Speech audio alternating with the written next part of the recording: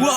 Hiç kim öğün gitmeli de, hiç kim yatmalı de, sansıl hiç kim kaçmalı de, aydın gerek mi mesele de. Gelini sar sar sar sar sar, sansın dostum tap tap tap tap tap, durma gelini sar sar sar sar, sansın dostum tap tap tap tap, hani kardeş durma ye, sar sar sar.